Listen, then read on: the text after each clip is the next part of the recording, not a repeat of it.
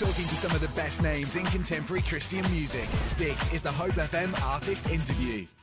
And welcome to the Artist Interview, a podcast from Hope FM. I'm your host, Gordon T, and I have the absolute honour and privilege of talking to some of the brightest names from the world of contemporary Christian music. And this week, I'm really pleased to say we've got Chris Cleveland from Stars Go Dim. Hey, Chris, how you doing? Hey, I'm doing really well. Thanks for having me. It's an absolute honour. Now, we play your music fairly regularly here in the UK on Hope FM, but we don't really know you very much as a person. We don't know much about the history of the band. Do you want to share a little bit about your faith journey to start with? Tell us, have you always been a Christian, or has it been one of those things where life has thrown a few curveballs? We'd love to know. Yes, absolutely. And I have to say, if you guys are playing this much music, then I'm just coming to London. You know what I mean? I got to get over there and see you guys. My wife was there last month because her best friend got married in London, so she had never been over. And it's been, oh gosh, like 12 or 13 years since I've been overseas now. So I need to get back over there. So You should. Well, just out of interest, whereabouts in London was the wedding? Do you know? some fancy hotel. I don't know. Yeah, well, that sounds nice. I hope she had a great time. I think she really did. I was bummed. I had shows. The whole world has been shut down, but we've been able to play music over the summer here, and so I was busy trying to make up for the last year and a half of no shows, so I couldn't make it over. So I was really bummed out about it, but it was all good. But yeah, I love the question that you gave there, because I think the Christian life and kind of this journey does have like ups and downs and seasons and these times where we think we've got it all figured out, and then we realize we don't know anything, and then we start over and, and keep going. And I've had plenty of those. So I grew up in a Christian family. Really, my parents are awesome, and they were singers and musicians, and on both sides of my family, I had grandparents and aunts and uncles and things like that that sang or played. And so I had a great grandma that led worship in her church and until the week she passed away. And Wow, what a heritage! all That's so kinds of cool. stuff. I know. And my dad's mom got me piano lessons at a young age, and so I started playing piano for the church when I was 10 years old. And then my brother and I started traveling around doing like little worship things at revivals and things. I don't know if you guys have those over there, but here, you go to like little country churches or whatever, and somebody preach and have music and that kind of thing. So at a young age, we were traveling around doing those kind of things, and it's almost like I just never stopped. It's It was great. in your blood right from the start, Yeah. by the sounds of things. And so we were kind of this family that turned the lights on at the church and turned them off. We're the first ones in and last ones out. And my parents did kind of bivocational ministry, so they had jobs, but also, were youth ministers or pastored churches and that kind of stuff when we were young. And so it was just, kind of drilled into me from an early age that that's what we did. And I had, a really honest faith experience. I did all the things that kind of the typical uh, you know, evangelistic church in America does. I said the prayer and did the things that would make you a Christian, at like 5, and got baptized when I was 5 years old. And but what 5-year-old knows what they're doing? So um I had different stages of that uh where I kind of figured what faith out figured out what faith was for me, in different parts of life. And so but I always really had this connection to God. And early on we kind of had some interesting like family things and dynamics that were weird, and some struggles when I was kind of a teenager. And I was always able to separate God from the people that love him, you know? And I think a lot of times people will get those two things mixed up. And so when life hits them hard, or if there's a disappointment, or let's say some sort of trauma, in their life associated with people who believe, then they throw God out with it. And I was lucky enough to be able to separate those two for me in my story, where I trusted God for who he was, at a really early age. And so that stuck with me for a really long time. And even in moments when I was like, "Oh, I'm not sure about the church thing, or I'm not sure about, some of these other things," I was always really sure about my relationship with God.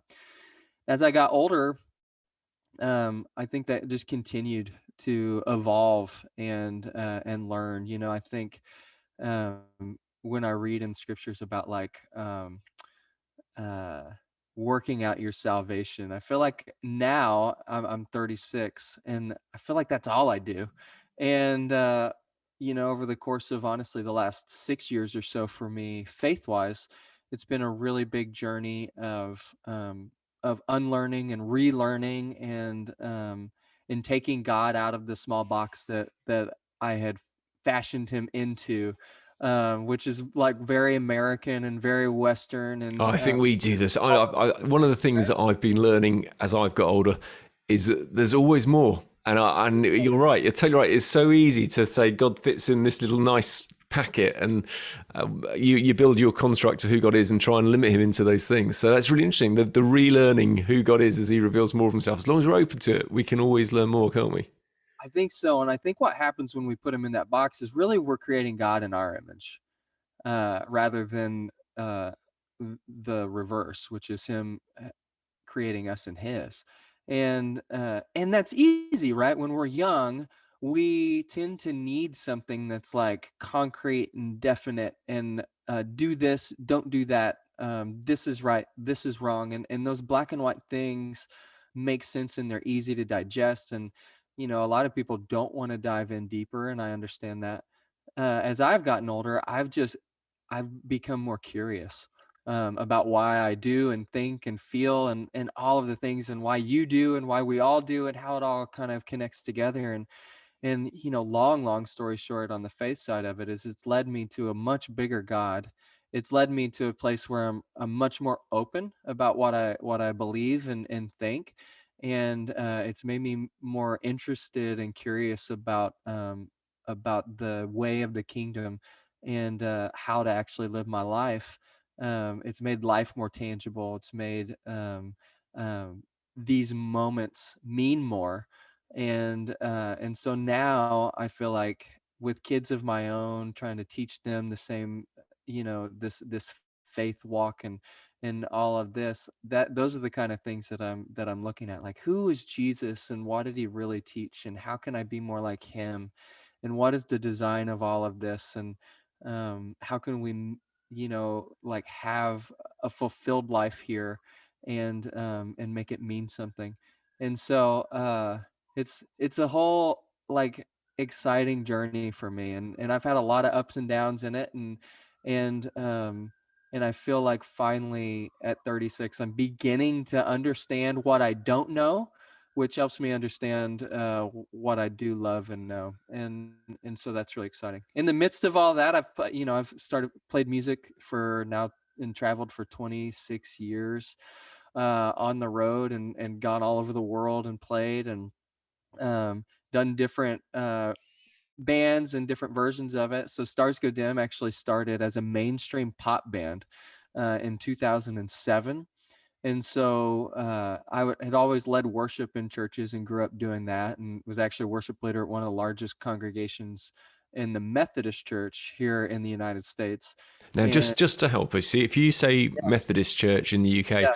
it might be, well, I don't know, 100 people, something like that, maybe. Oh yeah, yeah. What would the largest Methodist congregation in the States be? Ooh, the largest would Well, be the one you were at. we were 10,000 people. 10,000. 10,000. Yeah, that's quite a lot of people. I'm thinking in the back of my head, there aren't going to be very many churches in the whole of the UK that are as large as that. So, so that's a huge number to lead worship for. What was it like? It was good and crazy, and stressful and awesome and bad, and all of it. It was life. For me, I really, really loved the people at that church. I really, really loved the mentorship that I got there. I learned so much. I grew up in a different background. Like in America, there's something like 3,500 different denominations, which tells you how much Americans want to feel like they're right. Um, so, oh, I don't agree with that. I'm going to go start my own, Yeah, yeah, yeah. denomination. And so, which is a whole other subject. But so I grew up in a different kind of faith tradition, and I loved, some of the things that church taught me, and some of the, I'll call them like the elders of the church, like mentored into me, and it was a really great experience for me. So Yeah. this is my question. So one of your children is 5. Jesus very much says, "Let the little children come to me," and we should have faith like children. So childlike faith. So where are your kids at on all this stuff? I think my wife and I were just talking about this the other day because it's so interesting. She came to faith. She didn't grow up in a Christian home, and she came to faith really more naturally on her own over time. And so she didn't get a lot of the stuff that I got. And so she was like, I don't know how to teach my kids this stuff. And I came from this place where it's like, well, I don't know that I want to teach my kids the same thing I got taught. And so, so what I find myself doing is like, Dad, tell me about Noah's Ark. And I'm like, well, and I go into like this really deep theologically based thing. It's like, well, history tells us that there was a flood. Like we can find, I'm going into like all this stuff, and they're just like, well, Dad, tell me the point of the story, and I'm trying to give them something that would make me feel like I'm not lying to them. And so for us, I think one of my nieces, they call it when here, I don't know if they have the same verbiage because a lot of this is like 1950s um Billy Graham type language, like people getting saved and like the sinner's prayer and that kind of thing. Um so I don't know if that's a cultural thing just here in the US or if that's a thing. Billy has done many missions in the UK over the years, or at least I think 2 very big ones that I was aware of. So There's this thing, like I grew up like you say this prayer, and then you're the sinner's prayer. Yeah, right, which is basically be something like, God, I've sinned, but I believe in you and forgive me my sins and that kind of thing. And then all of a sudden you're magically a Christian. That's kind of what I was in a real nutshell, what I was given. And something that I kind of push back on a little bit now, for different reasons. It's probably a bigger podcast than this. And my niece called me and she was so excited because she had asked Jesus into her heart, and that's how she said it to me. And I found myself, and I kind of said a joke, and I said, well, did he fit? And just kind of joking with her. My wife came and she had the perfect response. And I thought, oh my God, this is exactly how I want to raise my kids, and exactly why I married you, because you see this so much better than I do. And she looked at my niece and she said, I've seen Jesus in you since the second you were born. Oh, I am so glad that you see him in you now too. that is a And I was lovely thing like, to say, isn't it? that's it. That's what I want my kids to know. The name Stars Go Dim, was that a name you came up with, and why? Yeah, a lot of people, that's like the question everybody asks me. I know, that's why I didn't want to ask it, but I'm actually slightly intrigued. I could lie to you and give you a really great answer, or I could just tell you the truth, which I will, which is like when we started as a mainstream band, like the dude just made it up and it has no meaning. But when I started doing Christian music, like everybody would ask me all the time, what does this mean? And I'm like, man, I got to come up with this Jesus answer for this, So I'm scouring the Bible, like trying to find some like retroactive truth here for this name. And there was, and I can't remember it now, so you can fact check me. There's something in Matthew that talked about like God's promises outlasting the stars, like they'll last longer than even when the stars will go dim or something, and his promises will kind of endure type of thing. And I can't remember, that's my paraphrase. Can't remember exactly what it was, but I was like, ooh, that could work. That's Yeah, pretty good. Let's go with that. I was convinced. If we edit it, so we only say the second bit, nobody know that it's actually totally meaningless. But it's still quite cool that even though it was meaningless at the time, there is actually a meaning that you could, if you want to, make fit. We can go full circle because there's plenty of things in life that we feel like are meaningless or didn't mean anything in the moment that when we look back on them might have like eternal impact.